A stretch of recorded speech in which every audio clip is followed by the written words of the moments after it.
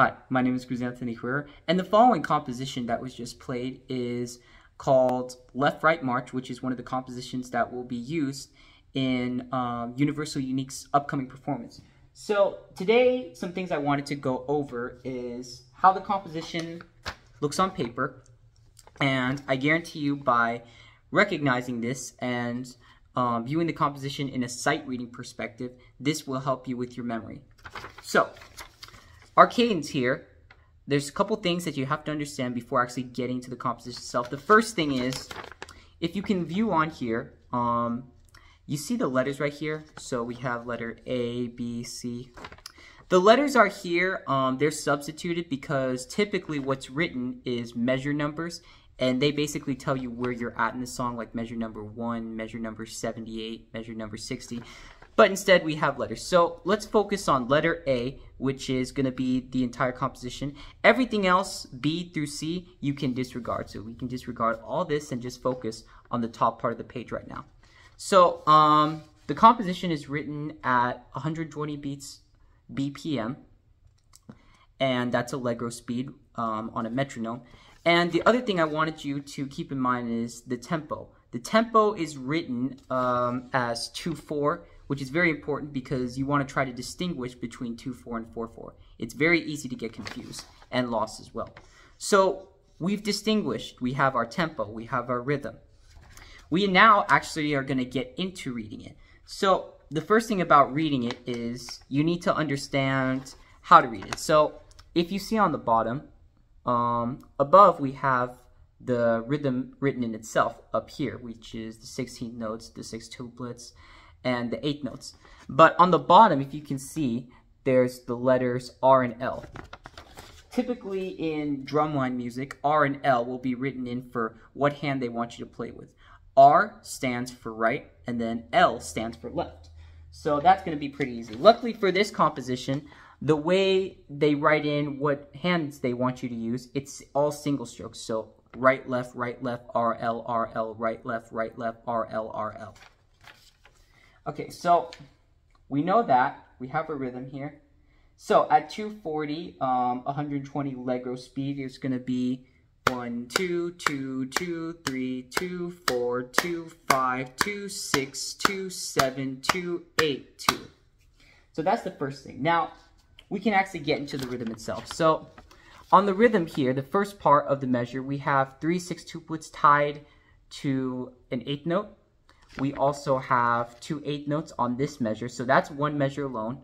So 3 6 tuplets tied to an 8th note with plus another 2 8 notes, that counts for one measure in 2/4 timing.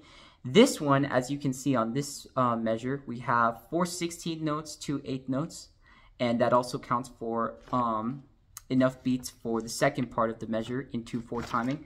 And basically this is what the rhythm reads at.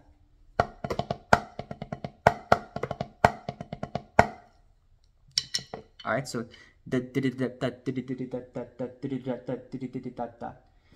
so that's the main part. And then the other part, you need to notice that when you're looking at sheet music, if you can see on the first 2 measures written right here, they if you can see the arrows on top, these are called accents. So all accents mean is you're going to give a louder volume than you would a regular note or a grace note.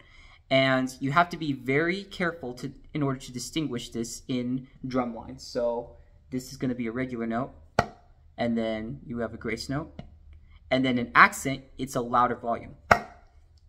You want to be able to distinguish between those 3 so far. So it's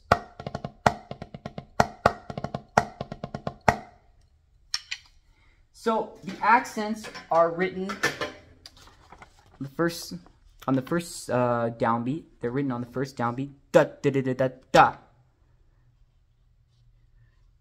And then the last accent is written on the and of 2, so da da da da da da.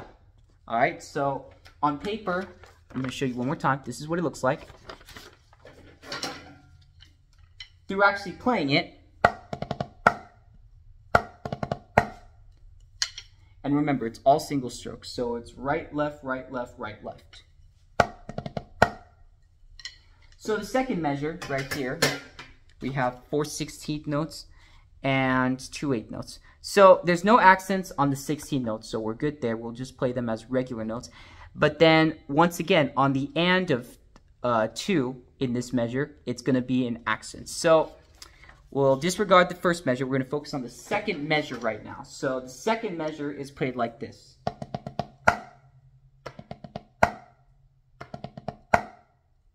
Da da da da da da. Da da da da da da.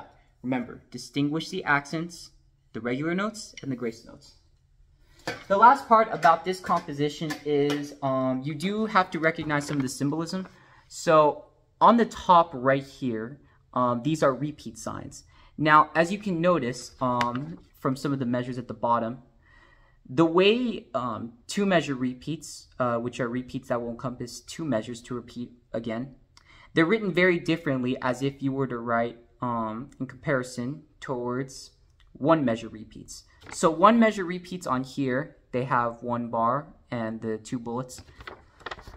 On a 2 measure repeat, you can see we have 2 tick marks or 2 bars written in, 2 little bullet points, and then we have a line that varies between. And also, another way to tell is typically sometimes they'll write it on here. They'll put in parentheses 2, which just it's supposed to tell you it's a 2 measure repeat. So repeat 2 bars. And then the final thing about this composition is the repeat measures. There are approximately 1, 2, 3, 4, 5, 6, 7 repeats, and each repeat encompasses 2 measures repeat. So together, you're going to be playing this composition for 16 measures. The first 2 are written out here. The last 14 are written out here. Repeat measures mean you don't change anything. You play it exactly how it's written, these first 2 measures. So once again, we're going to play all the way to letter A, and then we'll stop at letter B for now. Thank you for watching so much. I hope you enjoyed the content.